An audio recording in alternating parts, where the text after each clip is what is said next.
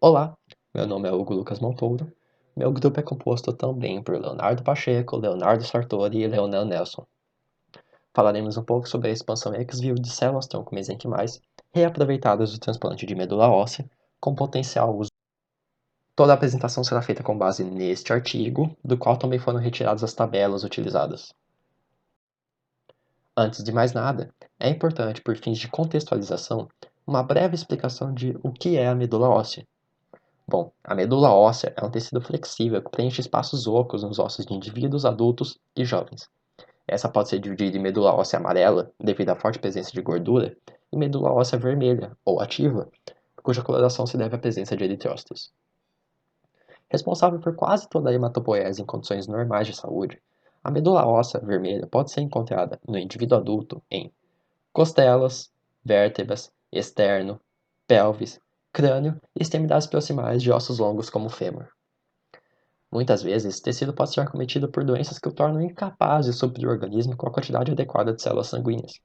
Essas podem ser como as anemias aplásticas, em que há produção insuficiente dessas células, ou como os diversos tipos de leucemia, em que mutações contribuem para o caráter tumoral de algumas das células conhecidas como glóbulos brancos, fazendo não só com que percam sua função, mas também com que se proliferem de maneira descontrolada. Tais doenças comprometem o organismo como um todo. A capacidade desse tecido de produzir alimentos do sangue remete à presença de um tipo específico de células, as células tronco-hematopoéticas, capazes de se diferenciar em quaisquer células da linhagem sanguínea, conforme mostrado no esquema.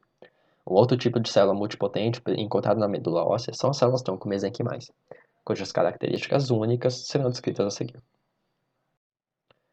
Essas células, as células tronco-mesenquimais, cuja sigla em inglês é MSC, vem sendo alvo de diversos estudos na área da medicina regenerativa e terapia celular, graças a algumas características únicas, como capacidade de monomodulação e inibição de respostas como alorreatividade, como na rejeição a transplantes, e autorreatividade, como em doenças autoimunes. Uma outra característica de interesse é a capacidade de diferenciação em uma variedade de linhagens celulares, principalmente do tecido adiposo, ósseo e cartilaginoso. Muitas outras características também vêm sendo estudadas, como a propiciação de ambientes para a hematopoiese, em conjunto com as células tronco-hematopoéticas. Mas o que as torna ainda mais interessantes, em conjunto com as características já citadas, é a possibilidade de uma terapia celular off-the-shelf, em oposição a outros produtos de terapia celular, que precisam ser específicos para o paciente. Apresentado o potencial terapêutico dessas células, vamos à problemática apresentada pelo estudo. Como dito anteriormente, a medula óssea pode ser acometida por uma variedade de doenças que comprometem sua capacidade de suprir o organismo com células sanguíneas. Nesses casos, uma terapia muito explorada é o transplante de medula, em que o indivíduo doador, normalmente um irmão ou alguém relacionado, autoriza a coleta de uma amostra de sua medula óssea saudável para posterior injeção em indivíduo acometido por uma doença de ordem hematológica. Nesse caso, o transplante é denominado alogênico.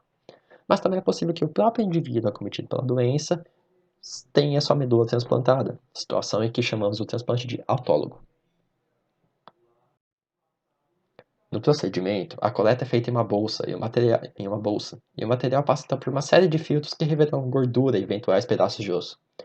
O filtrado é então depositado em uma nova bolsa que será então armazenada. A ideia central é que alguns resquícios da medula óssea coletada são deixados em ambos bolsa de coleta e filtro, que são descartados. Contudo, com a metodologia adequada, pode-se reutilizar esses restos de maneira a aproveitar as células ali presentes e então expandi-las para uso em tratamentos de terapia celular e medicina regenerativa. Esse estudo contou com 20 pacientes adultos e saudáveis que passaram pelo procedimento de doação de medula óssea. As bolsas de coleta e os filtros utilizados passaram por 9 etapas de lavagem, e a suspensão celular obtida foi submetida ao processo de centrifugação diferencial para a separação da fase celular. Após a separação e coleta das células, uma nova amostra de cada uma das 20 anteriores foi separada para a contagem de células viáveis. Após o teste de viabilidade com Tripan-Blue, que colore somente as células não viáveis, avaliou-se uma viabilidade celular superior a 90% das células coletadas nos resíduos de bolsa de coleta e filtro. de maneira que apenas os resíduos coletados correspondem a uma porção considerável de medula óssea. Essas células coletadas foram então depositadas em bioreatores em condições específicas para a propagação das células tronco-mesenquimais, em contraste com sua ínfima quantidade nas amostras originais. Após a etapa da expansão, foram feitos testes de imunofenotipagem com anticorpos monoclonais para marcadores de superfície listados na tabela a seguir. Bem, na tabela apresentada, são listados alguns marcadores de superfície para as células cultivadas que são de interesse dos pesquisadores ou não.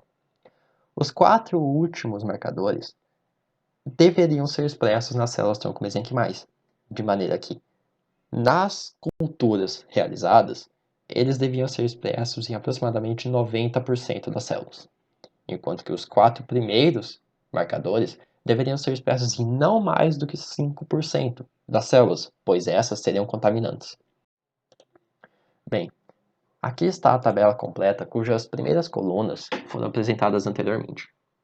Na quarta e na quinta coluna temos quantidades de células mononucleadas, seja as encontradas nos resíduos da bolsa de coleta e do filtro, como as encontradas em uma pequena amostra de medula óssea destinada ao transplante. Lembrando, claro, que as células mononucleadas remetem a uma grande variedade e quantidade de células presentes nessas quantidades, não somente as células tronco-mesenquimais, que representavam uma parcela ínfima antes da expansão. Com base em ambas as colunas, pode-se deduzir que esses resíduos, que seriam então descartados, correspondem a, em média, 60 ml de medula óssea. E essas células mononucleadas encontradas nessa quantidade têm uma viabilidade acima de 90%.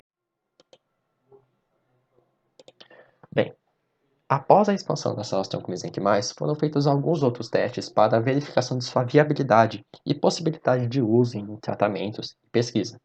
O que se encontrou foi um altíssimo grau de pureza, capacidade de imunomodulação e capacidade de diferenciação em células do tecido adiposo, que em conjunto formam essas pequenas bolinhas aqui representadas. Outros testes ainda são necessários, mas os resultados são promissores e demonstram uma reutilização de recursos valiosos. Esse é o nosso referencial teórico, aqui é o artigo principal e os outros dois como apoio. Peço perdão por qualquer confusão na narração e é isso.